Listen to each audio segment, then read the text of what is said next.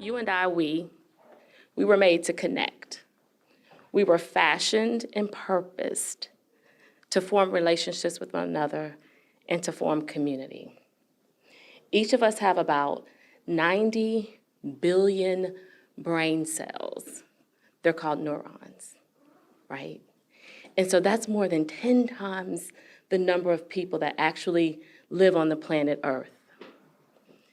These neurons are not viable unless they are very strategic and purposeful about going out and finding their exact target that they're supposed to connect to and connect with. It is my approach to community, and it's driven by the fact that, if you didn't guess it, my formal training is that of a behavioral neuroscientist. I am Dr. Jennifer Porter Smith, the Executive Director of Legends Academy. And it is such an honor and a privilege to share my school community with you and what I feel is our really unique approach to how we engage our internal community and our external community. Okay, I promise not to bore you with the details, but I'm absolutely passionate when it comes to research and science and data. I love it. So when you look at the anatomy of a brain cell, of a neuron, it's actually pretty unique. You've got this cell body, and you've got these things that extend from that cell body, appendages. They're like branches of a tree, and they're called dendrites. And then from that cell body, there's like this long tube, it's called an axon. And at the very end, they're like these little feet. Those are where the synaptic connections are made, right? And that's how neurons communicate with other neurons. And neural networks are formed. And so that communication, that neural network is so specific to how you function, how you move, how you think, how you feel, and ultimately how you thrive. And so think about those neural networks. That's the way I think about our school community. And so when I think about our internal school community and I think about our children, we're very strategic and we're very purposeful and we're very thoughtful about how that anatomy of that neuron is going to work and function for our children. And so when we look at our dendrites, so the dendrites go out and they get all the information, right? All of the information about the environment. And that information is then carried to that cell body. That cell body processes it, goes down to the axon, and it communicates to other cells, right? And so we are very, very sensitive to what is the type of information that our children, they're getting from the environment, because that's going to influence our internal school community, right? And so because we serve a population, we are 90% Black, 10% Hispanic. 96% of our scholars live at or below the poverty line. Our internal community and the things that we do, it's not about programs and activities.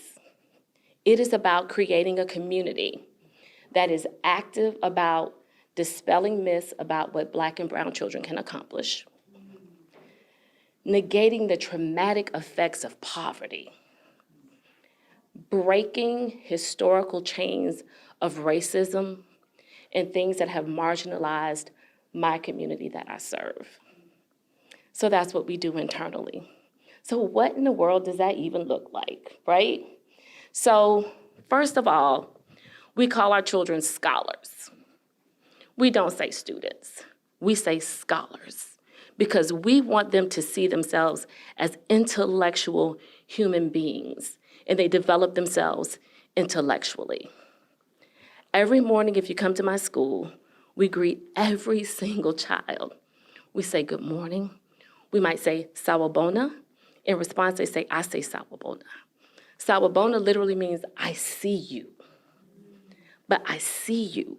That means I see you, I see your history, I see your ancestors. And in response, they say, I am here, which means I am present. And it's such a beautiful way to start the day. We have morning assembly every morning, kindergarten through 8th grade, the entire school. So the school stays connected to community. We celebrate everything under the sun you could think about celebrating. We celebrate it all. We also have morning meeting. So morning meeting connects the children with each other in the classroom. This happens every single day. And so these are the ways in which we create a community where our children feel safe, nurtured, loved, and affirmed. Because when you feel like that as a child, and you are coming from perhaps a disadvantaged situation or a traumatic situation, the cortisol levels in your brain just go down, and your brain opens up. And things can go from short-term to long-term memory, and we can have academic success. So that's the way we approach really developing a strong internal community. So then we start looking at what I call the cytoarchitecture. That's location. Location, location, location. Location is everything. We are located in the heart of Orlando's urban corridor, right dead smack in the middle of the city of Orlando. It's a great place to be. And as a result, it offers us an opportunity to make those external connections. And first of all, we connect with our local city government. We connect with the philanthropic community. We connect with the church community. We connect with everybody. And I think this was probably reflected best in about a month ago. We had a groundbreaking ceremony, and we broke ground on a $15 million investment in our neighborhood and in our community. And we've been around for 20 years and essentially renting and leasing. And so for the first time, we're going to have a home. And the community came out, and the community celebrated with us. Our mayor was there. Our city councilmen were there. Our state representative was there. The clerk of court was there. Our grandmothers were there. The neighbors that have apartments adjacent to us, they were on the fence, and they were like, yes! Everyone was cheering us on because we understand the cytoarchitecture. We understand the networks around us. And that's powerful for our children. Now, also in our neural network, there are these things called glial cells. Anybody heard of glial cells? They are the protectors and the supporters of our neurons. Everybody here has a glial cell, or a few. If you're lucky, you got a few. If you're blessed, you're just blessed with one, very blessed if you got more than one. So I always look for the glial cells. Who are the glial cells in our community? Who holds this together for us? And I always go to the churches and talk to the churches because you've got, the deacon board, you got the deaconess board, you got all of these people that you can connect with and you can talk to, right? Our local newspaper, the Orlando Times, they hold the responsibility of writing the history, and we share that with our scholars. We also go to and are a part of our neighborhood associations. Now that is a gem. If you are not a member of your neighborhood association, please join. Because the elders in the neighborhood association, they know the history and they know the stories and they connect it for us. And we write them down and our scholars learn them. That is when the neural circuitry comes and it closes. So that as our elders go on and move on, our scholars, they remember and they know that there's a community that loves them, cares about them, invested in them, and they know the elders and they know the story because they understand what community means. And ultimately, we have a glial cell. Her name is Miss Rebecca Ford.